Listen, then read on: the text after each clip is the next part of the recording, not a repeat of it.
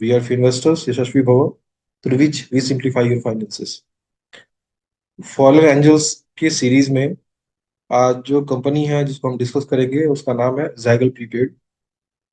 और कंपनी जो है वो एक हाई ग्रोथ फिनटेक है। पिछले 2-3 साल का अगर ट्रेंड देखें तो काफी बढ़िया नंबर्स के साथ ग्रो कर रही है। और अभी के मार्केट में कंपनी के ग्रोथ पोटेंशियल को शायद ये मार्केट इग्नोर कर रहा है। और जो भी आगे फ्यूचर प्रोस्पेक्ट है, कंपनी अपने ग्रोथ प्लान्स को लेके काफी एग्रेसिव है। वैल्यूएशंस डिबेट का विषय हो सकता है, बट कंपनी के ग्रोथ जो है वो पहले भी अच्छे रहे हैं और अभी जो Q1 के नंबर थे वो भी काफी सेटिस्फैक्टरी थे। और आगे जो भी डेवलपमेंट हुए हैं Q1 के बाद वो भी किस तरफ इशारा करते हैं इस डिस्कशन के दौरान हम देखेंगे। तो इससे पहले कि मैं आगे बढ़ूं, मैं आपको बता दूं कि मैं सेबी रजिस्टर्ड नहीं हूं। और इस एनालिसिस के दौरान इस कंपनी के बारे में कोई भी बात की जा रही है, चाहे बातचीत करने के दौरान वो इंडिकेशन या हिंट ऐसा लग रहा हो कि बायसनेस है, फिर भी मैं आपको ये वार्न करता हूँ कि किसी भी तरह से कोई बाई और सेल रिकमेंडेशन नहीं है मेरी, या यहाँ मौजूद जितने भी पार्टिसिपेंट्स हैं उनकी बायसनेस कंपनी के प्रति हो सकती है। आप इसमें कुछ भी करने से पहले अपने फाइनेंशियल एडवाइजर से संपर्क करें और अपनी तरफ से अपना ड्यू एंड थोरो डिलीजेंस करें। पहले ओवरव्यू देखते हैं कि क्या था ओवरव्यू प्राइस का। तो ये पिछले एक साल का प्राइस चार्ट है। तो इस एक साल के प्राइस चार्ट में हम क्या देखते हैं कि 16 दिसंबर 24 को इस कंपनी ने ₹581 का हाई बनाया। और अभी जो कंपनी है वो ₹347 के प्राइस पे ट्रेड कर रही है। कंपनी का आईपीओ आया था 2023 में, और 2023 के सितंबर महीने में आया था, जो कि कोई ऐसा बहुत बड़ा बुल मार्केट नहीं था। हम कह सकते हैं कि वो जो टाइम था वो एक लंबे 18 महीने के कंसोलिडेशन के बाद मार्केट अप मूव की तरफ जा रहा था। तो बिल्कुल वही कंडीशन थी जो कंडीशन आज के डेट में है। अभी जो इंडेक्स है निफ्टी, वो अपने ऑल टाइम हाई से 3-4% नीचे है, 5% नीचे है। वो सिमिलर सिचुएशन था जब जब उस टाइम भी इंडेक्स जो था और बाकी जो इंडेक्स थे वो अपने ऑल टाइम हाई के आसपास ट्रेड कर रहे थे एक लंबे कंसोलिडेशन के बाद। तो फिर जब कंपनी लिस्ट हुई थी तो कंपनी का लिस्टिंग वैल्यूएशन जो था वो 63.9 यानी लगभग 64 के प्राइस टू अर्निंग पे वो कंपनी लिस्ट हुई थी। इसके ग्रोथ प्लान के चलते कहीं ओवरपे भी किया गया है इसको। और इस बीच में इस 2 साल के दौरान इस कंपनी ने 120 प्राइस टू अर्निंग से ऊपर का भी वैल्यूएशन देखा। आज के टाइम पे कंपनी अपने हिस्टोरिक सबसे लोवेस्ट वैल्यूएशन पे ट्रेड कर रही है। रिजल्ट आउटलुक की बात करें हम, तो अगर क्वार्टरली रिजल्ट्स में जरा हम ध्यान से देखें तो क्या देख रहे हैं कि जो सेल्स नंबर है वो पिछले 1.5-2 साल में सेल्स नंबर 187 करोड़ से 332 और 400 के लगभग 400 का लेवल टच कर लिया है। तो सेल्स में भी ग्रोथ है। अगर हम पैट नंबर्स की बात करें या पहले हम अगर मार्जिन की बात कर लें, तो ऑपरेटिंग मार्जिन क्वार्टरली नंबर जो अलग अलग क्वार्टर में अलग अलग नंबर है, जो 15-20 का क्वार्टर नंबर हुआ करता था वो लगभग 36-30-40 की तरफ बढ़ता हुआ दिख रहा है। और पैट नंबर्स में देखें तो क्वार्टरली 8 करोड़ का पैट करने वाली कंपनी अभी क्वार्टरली 26-30 करोड़ का पैट कर रही है। अगर हम ईयरली लेवल पे देखें, जब कंपनी लिस्ट हुई थी तो कंपनी का सेल्स था, जो रिपोर्टेड सेल्स नंबर था वो 553 करोड़ का सेल्स नंबर था। आज उस नंबर से लगभग 3 गुना सेल्स हो चुका है। और पैट नंबर्स की बात करें तो पैट नंबर्स 4 गुना हो चुका है। ईपीएस भी लगभग 3 गुना वहां से हो चुका है। तो साफ साफ ये ट्रेंड समझ में आ रहा है कि company quarter by quarter basis पे काफी हेल्दी ग्रोथ के साथ हो रही है। अगर क्वार्टरली नंबर्स को हम एक बार देखें तो 46%, 112%, 64%, 68%, 50%, 31%, ये बिल्कुल हम कह सकते हैं कि ये पहला क्वार्टर था जहां पे ग्रोथ नंबर्स जो है क्वार्टर ऑन क्वार्टर अगर ईयरली हम देखें तो 30 ऑड लेवल्स में थे। इससे पहले ये लेवल्स इससे भी ज्यादा थे। तो शायद मार्केट को यह आशंका हुई ग्रोथ स्लो डाउन हो रहा है। लेकिन क्या वाकई ऐसी चीजें हो सकती हैं, ये हम आगे देखते हैं।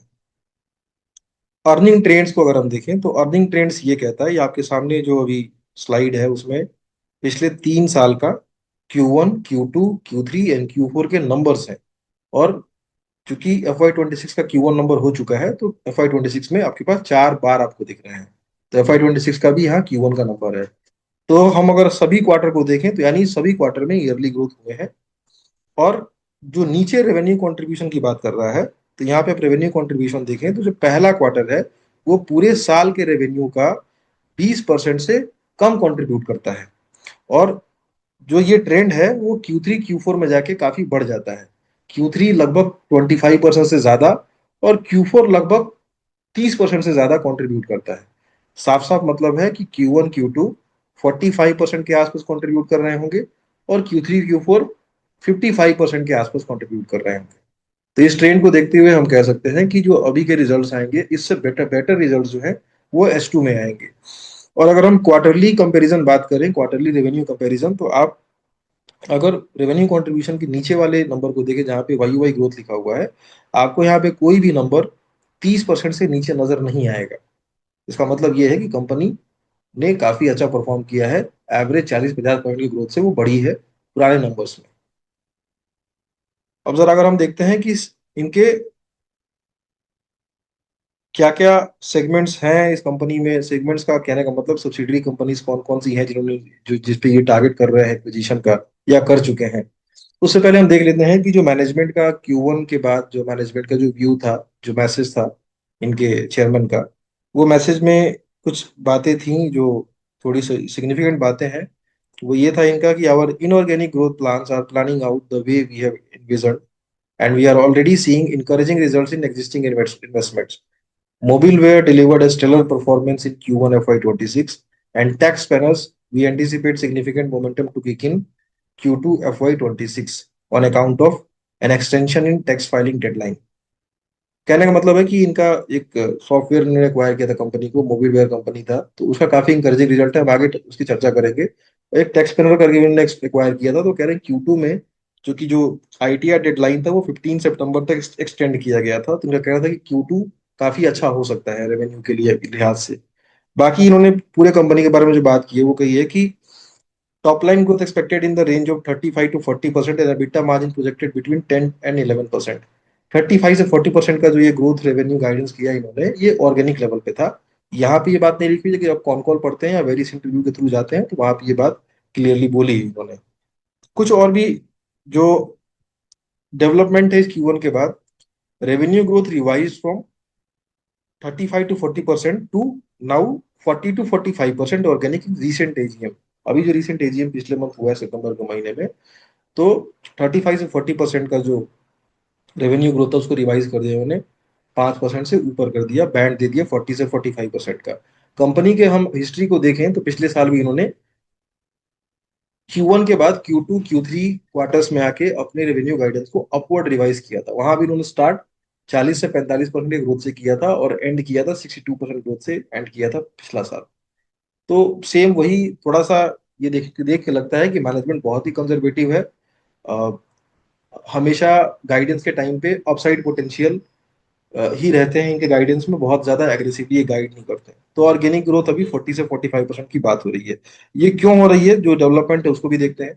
जो मोबिलवेयर की बात अभी इन्होंने अभी स्टेटमेंट में करी, जिसमें कि इनका स्टेक है 38.34% का स्टेक है, उसने पहले क्वार्टर में ही जो FY25 का जो पूरा साल का जो प्रॉफिट बिफोर टैक्स का नंबर था उसको सरपास कर लिया। 2 करोड़ से ज्यादा प्रॉफिट बिफोर टैक्स उसका Q1 में आ गया। पिछले साल का पूरा पीबीटी उनका एक साल में आया था। उसमें हालांकि इनकी इनकी जो स्टेक है वो 38.34 ही है। उसके बाद टैक्स पेनर्स जो है जिसमें इनका स्टेक 98.3 है, इनका इनके कहना है कि आईटीआर डेडलाइन बढ़ने के चलते Q2 FY26 काफी अच्छा इसके लिए हो सकता है। डाइस एक कंपनी इसको एक्वायर किया, उसको 100% एक्वायर किया इन्होंने। FY25 का उनका रेवेन्यू जो था अप्रोक्स 12 करोड़, FY26 वो अप्रोक्स 25 करोड़ उससे देख रहे हैं। उसके बाद एक कंपनी थी इफिया सॉफ्ट, जो इन्होंने 51% एक्वायर किया। FY24 का रेवेन्यू 19 करोड़ था। 25 का रेवेन्यू अभी तक रिपोर्टेड नहीं है, इनके पास जरूर होगा बट ओपन सोर्सेज पे नहीं है, और 26 में क्या हो सकता है इस बारे में भी हम कुछ कह नहीं सकते। ग्रीन एज को ये एक्वायर करने जा रहे हैं। FY24 का रेवेन्यू उसका 20 करोड़ का था, और अभी FY25 का पता नहीं है। FY26 का रेवेन्यू क्या होगा वो मैनेजमेंट आगे आके गाइड करेगा। रियो मनी, जो कि यहाँ काफी एक एम्बिशियस प्रोजेक्ट है, जिसमें ये रुपे कार्ड को थ्रू यूपीआई लेके आ रहे हैं, यूपीआई कार्ड लेके लॉन्च कर रहे हैं। उन्होंने इस कंपनी को एक्वायर किया है। वैल्यूएशन काफी ज्यादा पे किया है इसके लिए, हालांकि FY24 का जो रेवेन्यू था वो 13 लाख ही था। तो ये नंबर भी अभी तक मार्केट में पता नहीं है। इसके अलावा भी कोई छोटे मोटे इनके एक्विजिशन है, बट ये एक्विजिशन जो रिसेंट टाइम में हुए हैं पिछले एक साल में, ये सारे एक्विजिशन है। अब इन सारे एक्विजिशन को ये देख के लगता है कि इनऑर्गेनिक ग्रोथ जो है वो कम से कम कंपनी के पास 15 से 20% और आना चाहिए। पैट नंबर्स में 15 से 20% और ऐड हो सकता है। थोड़ा सेफ लेने के लिए हम मान सकते हैं कि 60% ग्रोथ इनके नंबर्स में देखने को मिल सकता है।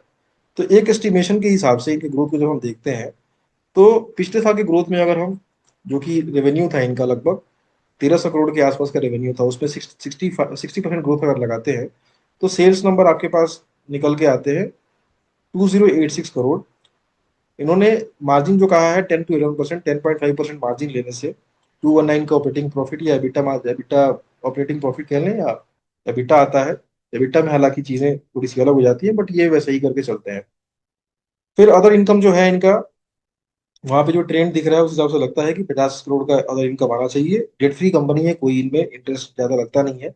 डेप्रिसिएशन लगभग 20% के आसपास लगता है इनका। तो जो एसेट अभी इनका एसेट जो है 142 करोड़ का एसेट है, और उसके हिसाब से 28 करोड़ का लगना चाहिए। अगर एसेट ज्यादा होता है तो उसके हिसाब से ये नंबर थोड़े से और ऊपर नीचे हो सकते हैं। तो इन सब चीज को देखते हुए पैट नंबर जो आ रहे हैं 175 करोड़ के आसपास के पैट नंबर्स हैं। ठीक है।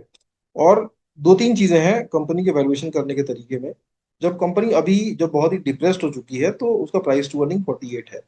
तो अगर सेम ट्रेंड भी कंटिन्यू रहा, ठीक है, तो अगर मार्केट ने अगर माना कि जो अभी हम वैल्यू कर रहे हैं कंपनी को वही वैल्यू करते रहेंगे, तो पैट नंबर जो भी निकल के आएंगे, तो आपका जो अपसाइड पोटेंशियल है यहाँ पे आपको साफ साफ दिख रहा है।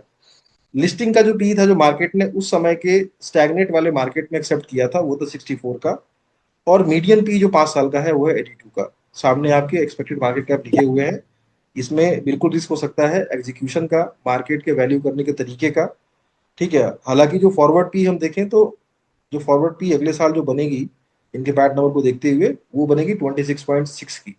अब ये इन्वेस्टर को डिसाइड करना है कि एक हाई ग्रोथ फिनटेक कंपनी जो 40-50% से ऑर्गेनिकली बढ़ रही है, और एसेट लाइट मॉडल है, और उसमें एक एज है। बहुत सारे आपने बहुत सारे क्लाइंट देखे होंगे ऐड करते हुए हर वीक में, बाई वीकली या मंथली आप जब ट्रैक कर रहे होंगे, आपको ये सब सारी चीजें दिखी होंगी। तो बहुत ही सब्जेक्टिव मैटर है वैल्यूएशन, बट हिस्टोरिकली सबसे लोएस्ट वैल्यूएशन पे चल रहा है। ग्रोथ नंबर्स अभी भी जो पैड ग्रोथ हो सकता है 50-60% ग्रोथ हो सकता है। अगले साल के नंबर्स हमें पता नहीं है। तो मार्केट जब भी वैल्यू करने इसको आएगा, तो अगर थोड़ी क्लैरिटी नेक्स्ट ईयर तक रहती है, तो वो बहुत ही ज्यादा क्लियर रहता है कि कैसे वैल्यू किया जाए इसको। बट फिलहाल जो हिस्टोरिक वैल्यूएशन को देखते हुए यहाँ पे लगता है कि शायद ये बहुत ही डिप्रेस्ड वैल्यूएशन है। और अगर कंपनी ने जो बोला है 40-45% का ऑर्गेनिक ग्रोथ और इनऑर्गेनिक जो पूरे इनके पास लिस्ट है, उन चीजों को अगर देखा जाए, तो यहाँ पे लगता है कि शायद यहाँ की कुछ मिसमैच यहाँ पे चल रहा है। ये हो सकता है कि मैं ये बायसनेस के साथ बोल रहा हूँ, और डिस्क्लेमर कि ये मेरी होल्डिंग कंपनी भी है, तो मैं बिल्कुल नेचुरली बायस्ड इस पे हो सकता हूँ।